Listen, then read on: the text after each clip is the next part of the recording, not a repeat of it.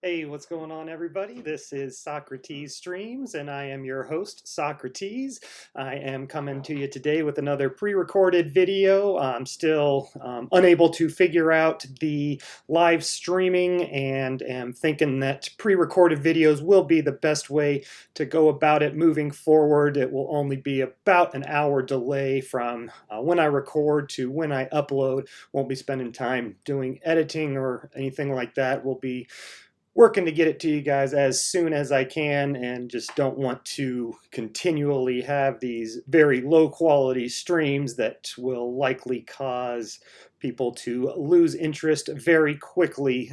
So moving forward, I will be doing pre-recorded streams for the near future and am looking into alternatives for the long term. The best option that I am seeing right now would be moving the live streams to Twitch and then recording that and uploading it to YouTube afterwards, such that there is still a live streaming option available for those who want to join in live, and that there also still would be the videos available for those on YouTube who don't necessarily want to move over to Twitch. Basically, to try to keep a long story short, there's these issues that I'm running into. I have never ran into in the past. YouTube recently had a new update. It's a beta version of a new live streaming platform that nobody is happy with. I've spent at least 30 to 40 hours trying to figure it out. I did 20 plus practice streams before actually going live. Never had an issue. Every single practice stream I did, there was not one that had a laggy video. And then as soon as I go live, that's lagging like you wouldn't believe. Makes it basically unwatchable. So without spending too much time harping on that, just wanted to let you guys know where I'm at and what you can expect moving forward. I will try to get the videos up around the same time, about 4 to 5 Eastern Standard Time is when I will shoot for having these videos ready. So definitely keep an eye out. If you're subscribed, then you will get notifications as soon as those videos are uploaded, and I will definitely work on a live streaming option to get that together sooner rather than later. So without any more that nonsense, let's go ahead and move forward to look at the charts, because what we're seeing here has definitely been pretty favorable for me over the last 24 hours. I was starting to sweat just a little bit, but fortunately have been able to hold on to that position as it has started to move in my favor. Trying to get some stuff going here. Okay, so here is a message that I sent in a Telegram group Sunday evening shortly after the candle closed. Got a message saying, looks like at Sawcruhteez trendline remains intact. I responded, I actually think the trend line broke down. Was looking at 10,400 as where price needed to close above for my most generous trend line to remain intact. If it did in fact break down, then I wouldn't expect this week to retrace above 10,900. So I want to take a look at why I said that, because this could potentially be a very, very, very valuable lesson in trend lines. And let's take a look at originally why we have it drawn the way we have it drawn. So remember that we wanted to connect this breakout candle to the lowest close of the first major correction. Then we wanted to make sure that it connected to that next low of the major correction. It doesn't necessarily need to connect to the lowest low, but you definitely do want it to connect to this next pullback. And just to go over why I have always loved trend lines and have never had an issue with using them in technical analysis, and that's because it is pretty much the most basic way that my mind was able to start to understand technical analysis. And basically, just picture a trending market. What happens in a trending market? You get higher highs and higher lows. higher high, higher low, higher high, higher low. Or if it's a bear market, lower high, lower low. That's what happens when you get a trend. When that is occurring, you should be able to find a best fit line that that connects those higher lows and ideally connects the higher highs as well. Like we could take a look at drawing in another trend line up here to show resistance by connecting the higher high with the higher high. And now we've got the bottom trend line that connects the higher low to the higher low to the higher low. So that explains why it was so important for me to make sure that this trend line connects to this higher low. This is clearly a correction. This is clearly a higher low following a higher high. Therefore, if I am going to draw a trend line, it needs to account for both of these higher lows. And that is why I specifically said 10,400 as my drop dead area. Basically, let's see here. Yeah, needed it to close above 10,400, and it did not. So it's very important to make a potentially subjective indicator as objective as possible. So we could really draw this trend line like almost a million different ways. And that's where people have such a big problem with trend lines for the most part, is that they see somebody, oh, well, this trend line broke. Well, let's just adjust it down here because now look, we've got these two touch points and now this closes above and everything's all good. That is how many people will view trend lines and absolutely not how I want to approach them. I want to have some flexibility, understanding that sometimes there will need to be adjustments. For example, I was on Tone's show when I talked about adjusting it for this candle. Before that candle, I had it more something like that, maybe something like that, where it connected right through this open. And then when this candle comes down and closes below this trend line, well, I went ahead and adjusted it because it was so stinking close and there was still room to adjust it and meet all of my guidelines in terms of now we're still connecting to this higher low. And I can adjust it such that this close is barely above, and then I will watch patiently. If this trend line is intact, then we should get a sharp reaction to the upside. If it did break down, then we should take out these lows, and that should become pretty obvious pretty quick. So essentially, looking at these lows as the drop dead area when this was happening, but being flexible enough to go ahead and adjust this to include this close to be above, that's something I was more than willing to do. But once we got here, I was not willing to do that if we close below 10,400. Because if I was to adjust this anymore, it would take us off of this candle, and basically, I was looking at, maybe I could have said even 10,475 as a drop dead area. But essentially, when this closed below that 10,487 or so, I then had to say that this trend line has been violated. But I also had to remain flexible in that maybe I'm wrong. I mean, for sure, there's a very solid chance that I am wrong about how I am drawing this trend line. So I need to, that's why I said if the trend line did in fact break down, this week should not retrace above 10,900. So let's take a look at why I said that. When a trend line breaks down, you do not even want a wick to go back above it. Not even a wick.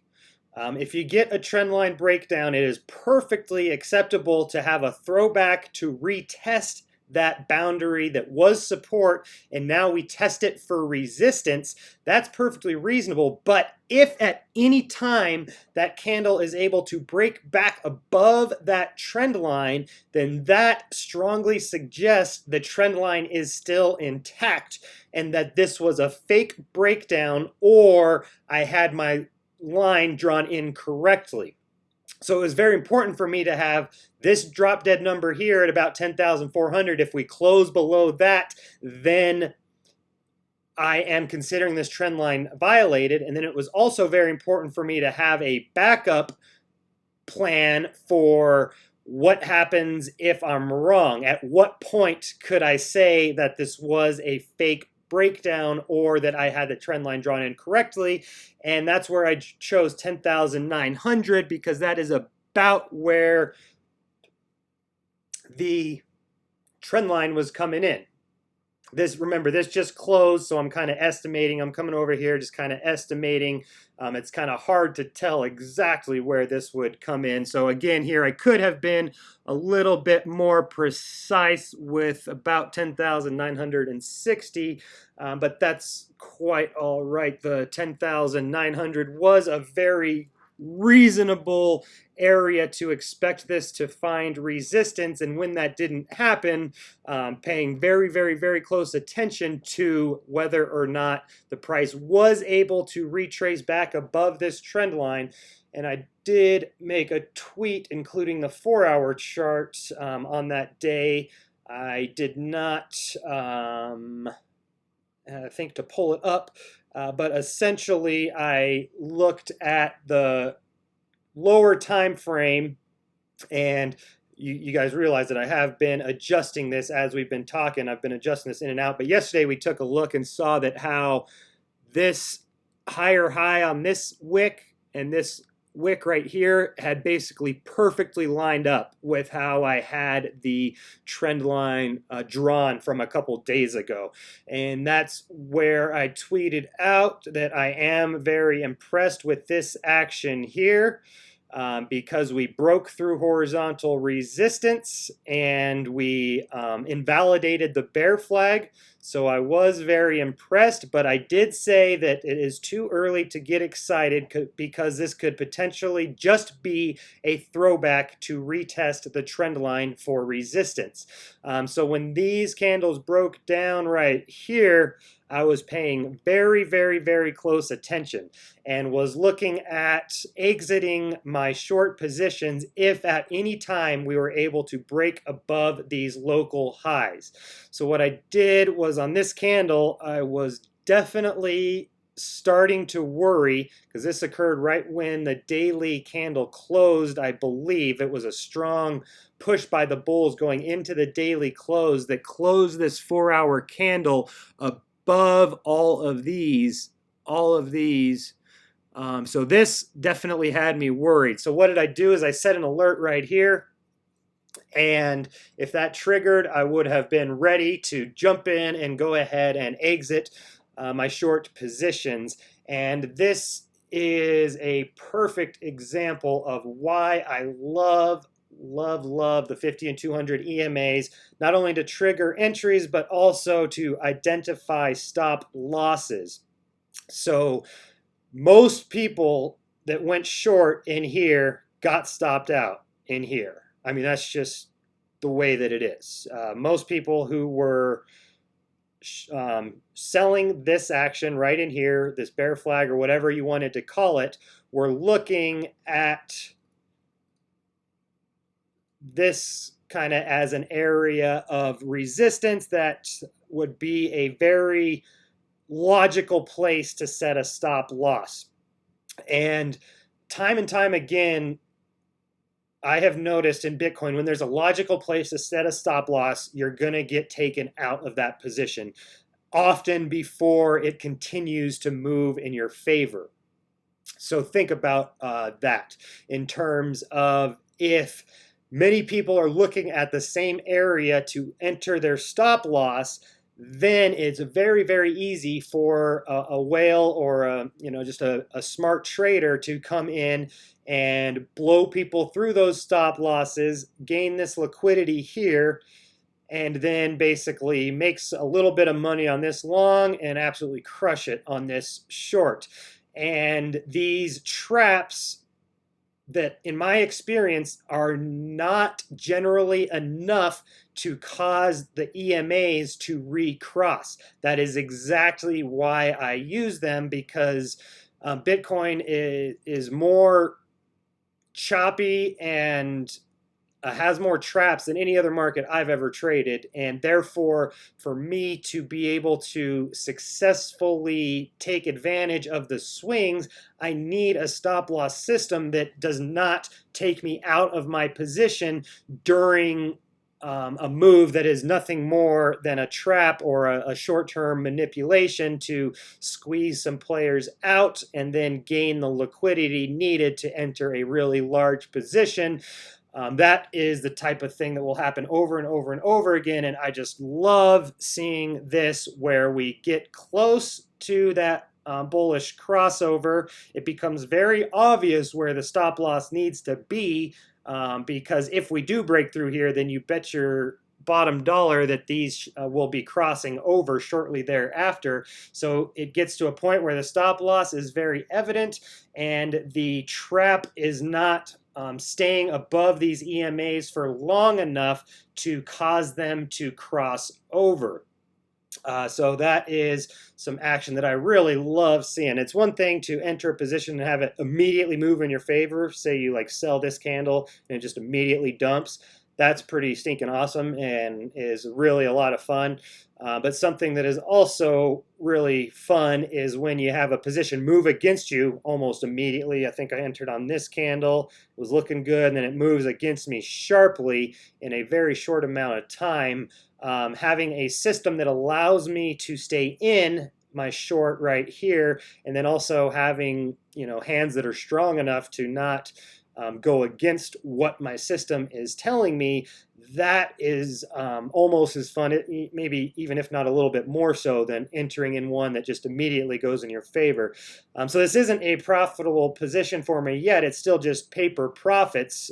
So that is something that I have not capitalized, and this could immediately turn back up to the upside, but I am not expecting that to happen. Basically, I'm giving that a pretty low probability. So let's go ahead and take a look at what is intriguing me the most. Well, there's a lot of things intriguing me, so it's hard to say what is most, but we are going to look at what started as a very nice parallel channel and has now kind of started to turn into a bit of a symmetrical triangle. So let's take a look at basically how I was drawing it. Something like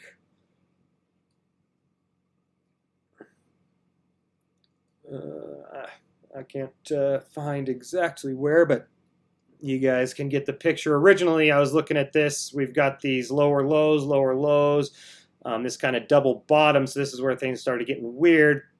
And then, so I started potentially looking at this as a symmetrical triangle after we got this this wick came down for a double bottom, but really this looks like a higher low to me since it was barely just this one little wick.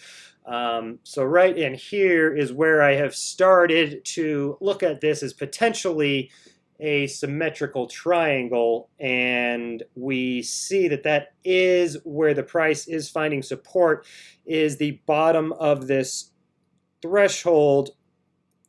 So it will be very interesting to see what happens from here. Basically, I am seeing two things that are most likely, and that would just be a straight breakdown from here, because so we're coming off, let's see, like we bounce, we get this lower high, we bounce, we get another lower high. It really looks to me like this support is getting eaten away at, and that potentially we could get another bounce. But if we do, it will probably just create a bit of a head and shoulders. So here is what I am viewing as the most likely. I will have to adjust how far those are going. Yeah, we'll say right in there is what I am viewing as most likely. These two options right in here. Either we just go ahead and break this thing down today, or we consolidate on this bottom trend line, create a bit of a head, shoulder, shoulder, and then break down from there. Of course, there is always the option that we go up from here and, you know, say have some sort of W where it goes up and then throws back to retest the trend line for support, and then takes off to the upside. So people are saying, oh great, it could go up or it could go down. Yes, of course. And it could also go sideways. We need to be prepared for anything.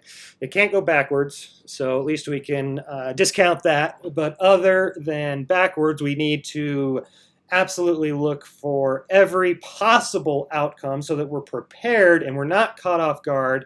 But then we also want to not just say, well, 33%, 33%, 33%. We want to actually have some sort of confidence in which direction we think it will take. And these two down here, I would give something like 75%. And maybe a 25% here. So basically, in my mind, I think it's highly probable that we break this to the downside. On the order of about a 3 to 1 is the probability that I am thinking. And then if that doesn't happen, if we are able to break above 11,000, then watch for this thing to break to the upside, get a nice little pullback, which would be this big W action, and then it could absolutely take off from there. So those are three options, and I am definitely expecting these two to be the most likely. So one thing to note is the potential target that could be provided if we do break down this symmetrical triangle.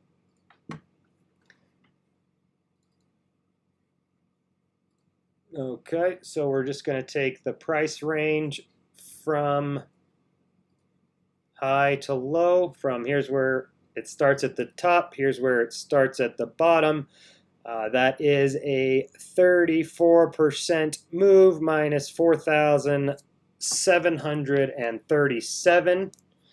If we do confirm this pattern, we could do, say, 9967 minus 4737. That gives us 5,230, which would be a much bigger move down than anybody is expecting at this point, including myself. And the reason why I'm not in love with this pattern right here is because I really want this to connect with this first sell-off here. Being that the bottom end of the symmetrical triangle doesn't start until after the second touch point of the top, I don't like that. I don't think it necessarily needs to invalidate it, but I don't like it. So that's why I am hesitant to use this to measure a target, but I'm certainly not going to discount it because this is giving us some very good information. We can definitely see that this is a trend line that does matter, and breaking it down would be very significant. And the longer term a trend line gets broken down, the more significant the following correction is expected to be. So we broke down the trend line on the weekly as far as we can tell at this point. And now if we were to break down this trend line, it would be, the market would be in a posture to move down potentially significantly more than my original target of 87.75. So again, it matters not just where it goes, but how it gets there. So let's take a look at a potential bullish perspective.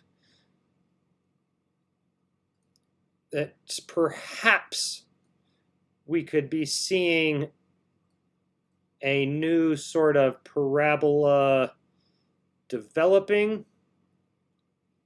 or I guess the parabola wouldn't really start until here. This, though, could be a potential button bottom, or what I would kind of consider as the bottom of a cup. Like, imagine if we are to, let's see what we can do here. If we do bars pattern, we would want from about here to about here. So imagine if we were to do something along these lines. That would be a very beautiful kind of turnaround. It wouldn't really be a cup because these are so high. These should be lower for a real nice cup, but definitely a button bottom is what this could turn out to be. So something I always want to pay attention to, this is really a pattern that I like a lot, is seeing that you get these lower low and lower low that have basically like a trend line to them when we were looking at this parallel channel, but then it starts to turn the corner, right? Turns the corner right here when we fail to get another lower low. It's a double bottom, which gives us the bottom of this button, and then it really turns the corner here with the higher low, higher low, higher low, now heading back to the upside. So potentially could be really developing a base here that could send us off to retest the, well, I would, if we did break through here, I would be expecting a all-time high retest. So I would definitely be paying very close attention. If we do break through 11,000 and then this trend line here, that would be very, very bullish, and I would be absolutely looking to re-enter long exposure. Okay, but if this thing breaks down along with this trend line that's like right in here, if that breaks down, then I will be very confident the weekly trend line broke down, and I will definitely be expecting a move down to 9,000 to happen in very short order.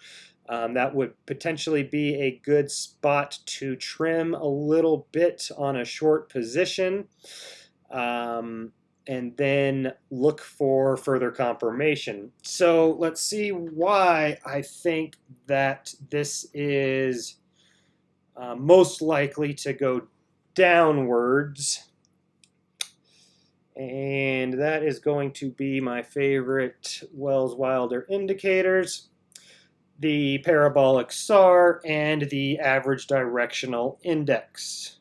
Now, I thought for sure I made that bolder. Maybe I need to close it out and reopen to make sure that it saves it. Okay. So this is painting a very interesting picture right here, which is basically why I love this thing so much.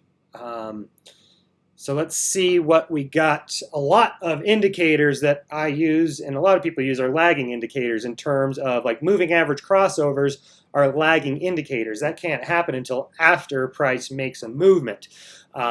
But things like volume and buying and selling pressure can absolutely be leading indicators. Things like the parabolic SAR can absolutely be leading indicators. And that's what we talked about yesterday. We looked at this trend line right here, and I talked about why I thought it was going to break down. Also mentioned how it really isn't too important what I think.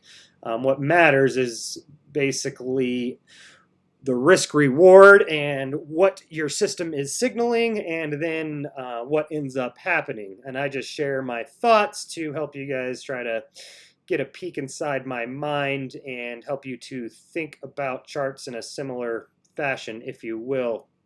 So yesterday, even though I was getting a little nervous right here, look what happened. We have the parabolic SAR breakdown.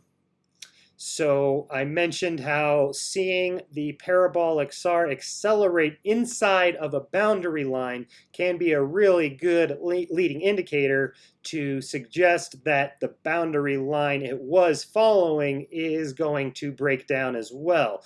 So we saw it break down on this candle, and for that reason I said that I do expect this trend line to get broken down while still preparing myself mentally for other outcomes.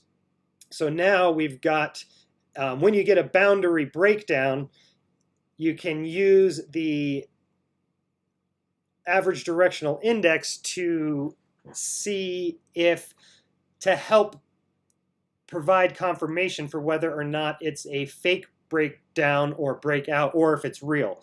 And when you see the DIs diverging from each other, and this would be happening in real time before the candle closes, you would see these diverging here. That's a very, very important indicator to me to show, like, if the price is right around here and it looks like we could be breaking down this trend line, but it also looks like we might be finding support from a horizontal that's waiting right below, that's when I want to see if the ADX is diverging in terms of the DIs. So when these DIs are diverging in confluence with this breakdown following the parabolic SAR breakdown, that provides very good confirmation that this is a real move and that this is not a fake breakdown, and that this support is probably going to be fairly futile because this is a significant trend that is getting broken down, and this support that is right below the trend line, I just wouldn't expect that to do anything more than potentially provide a throwback to retest the trend line, and which would also give us room to keep that SAR intact. So right here, due to this action here, and also seeing the ADX roll up, it is still under 20, but rolling up is an extremely important sign for me, and that's happening with these DIs diverging from each other. So it's all kind of lining up right in here. We've got the SAR breakdown, we've got the DIs diverging, and we've got the ADX rolling up. So I would have been expecting at this point a pullback to basically, it's tough to say in hindsight if I would have said a pullback to here or to down to that wick there. So let's just say that I would have said all the way down here. I probably would have. So these would have been the two arrows that I would have drawn right as this was all happening right here. Let's actually do one more arrow. Something along those lines. All right. I would have expected this to hold as resistance, and I would have been prepared to be wrong, because if we broke back above this trend line and we broke through this parabolic SAR, well, now it's becoming pretty clear that my read was incorrect. So that's a really good example of why I love trend lines, parabolic SARs, and the average directional index. Now, I forgot to look at what time I started, so I literally have no idea how long I've been going. We're going to take a quick look at Ethereum, and then we'll move on.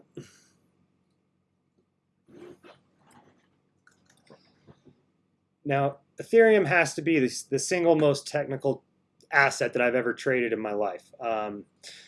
It just is mind-blowing to me how well Ethereum follows technicals. It is mind-blowing. It really is my favorite thing to trade. Even though I don't like it for fundamental reasons, I love trading it for the reasons that I will show you here.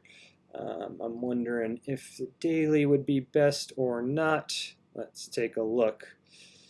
So this Ethereum kind of got the the flagging pattern that it looked like that I thought was happening also with Bitcoin. Let's take a little bit of a closer look, get this arrow off of here, and see what I was trying to find. Okay, that's pretty much what we're looking for here, is how the breakdown just basically perfectly threw back to retest prior support. Just absolutely textbook. So let's go ahead and take a look here. We've got right here what looks like a pretty darn beautiful flagging pattern. The flag does extend a little far in relation to the distance of the pole for my liking. I would like it to be a little bit tighter, cutting off right around here, but that is more than okay. It is a very nice sort of parallel channel following a down move, which for me, I'm going to be labeling that as a bear flag. And then what happens right here? We just perfectly throw back to retest this for resistance. I mean, it's just absolutely beautiful. I was not expecting that to happen, and was actually even tweeting out about how this right here was a selling opportunity, seeing a breakdown of support and then a consolidation into this triangle. Absolutely thought that this was going to break down in a big way. When it didn't, I have been viewing this as a very significant selling opportunity. And if we were able to get back above this line, I would have had to reanalyze and potentially reconsider my original read. But as it stands right now, I am very much expecting that this will get broken down. Again, we might, it would make a lot of sense to form like some sort of head and shoulders right in here. If that happens, I would be paying very close attention. The target for my bull flag, I believe, is about 85 bucks. Let's take a look.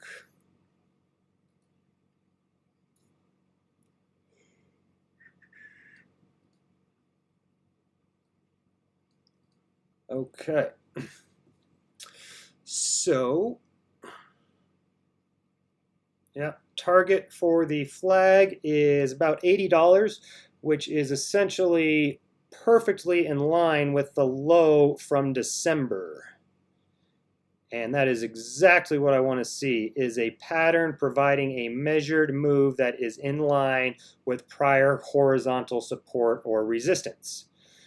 So this is one that I am very comfortable on Bitcoin. I'm not very comfortable with the target from the symmetrical triangle for the reasons that were discussed. But for this one, I am very comfortable with this target because everything is there. It's really a beautiful setup as far as I can tell from my eye. This is really as good as it gets. You break down the flag, you throw back to retest it perfectly, instantly retrace back down here to support. And now we've got this measured move that is right in line with the horizontal support.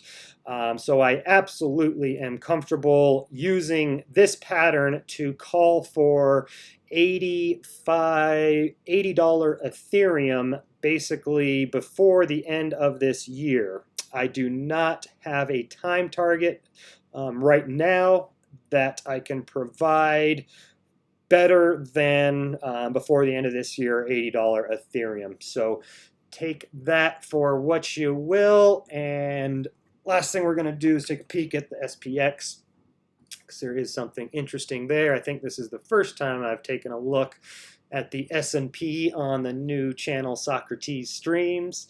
So just wanted to show probably take a look at the moving averages and a potential pattern.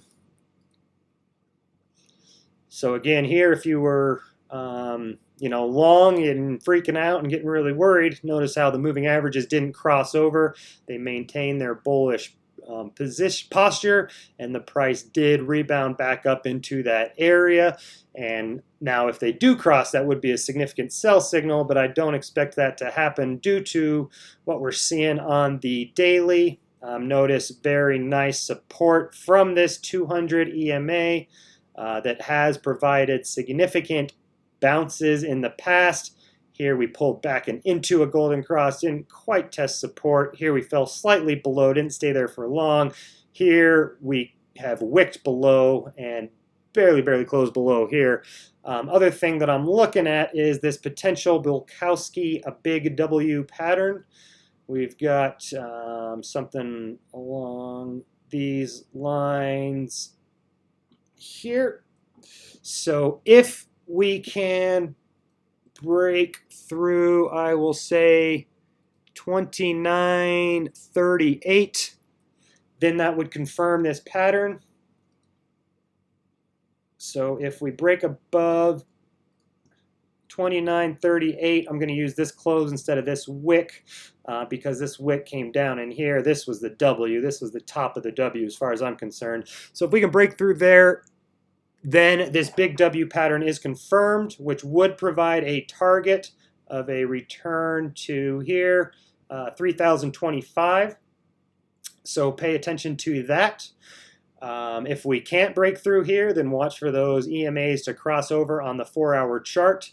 And if we do make this happen right here, then watch for some sort of handle to occur, and then know that you can use this to set an additional target. If we do, this is getting definitely ahead of ourselves, but just want to show why I like this pattern so much. I know that Tone and probably some others don't like the double bottoms, but I absolutely love the double bottoms, to be honest.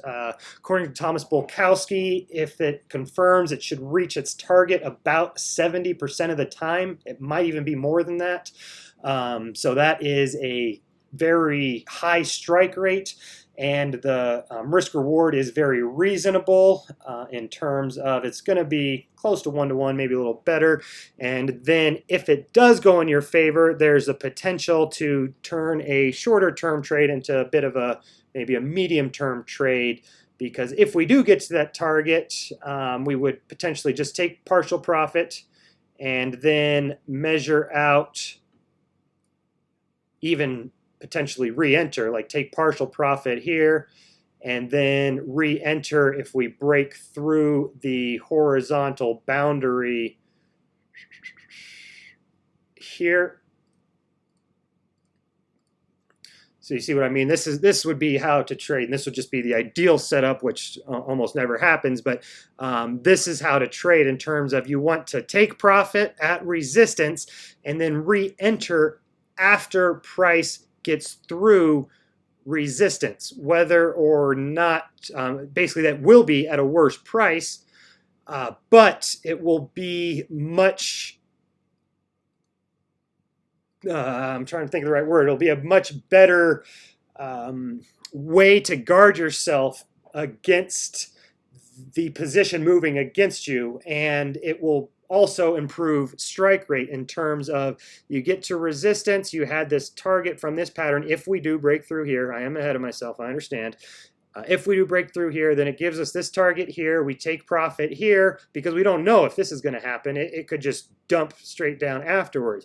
But if the ideal situation happens where we get this kind of higher low handle that comes up to horizontal support, then we want to re-enter right here once it does break through. Not if it's sitting here looking like it's going to break through. Once it does, that's when we go ahead and re-enter and refer to our ADX and the directional indicators to tell us if the buying pressure is starting to diverge from the selling pressure in a bullish manner, which is what we would want to see if this does happen. So that is, like I said, way ahead of myself, but I do like to start to prepare for what I think is most likely, and then if that does happen right here, now I'm really going to be ready to pull the trigger and kind of hammer that trade.